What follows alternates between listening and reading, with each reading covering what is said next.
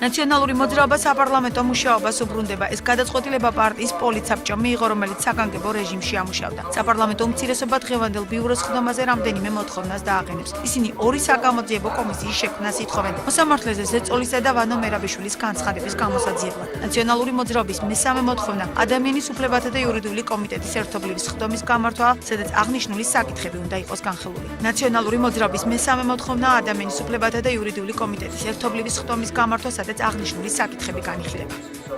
ეს ყველაფერი გახლავთ ის ძალიან მნიშვნელოვანი თემები, რომლის გამოც ჩვენ ვერ მივცევთ ჩვენ დაუბრუნებას, რომ უარყოფილად საპარლამენტო ტრიბუნალზე და მიკროფონზე პირველი გადაწყვეტილება უკავშირდება სწორედ ამას, რომ ამ კვირაში ყველა ამ საკითხზე ჩვენი საზოგადოება მოისმენს ძალიან მწვავე ოპონირებას და დებატებს.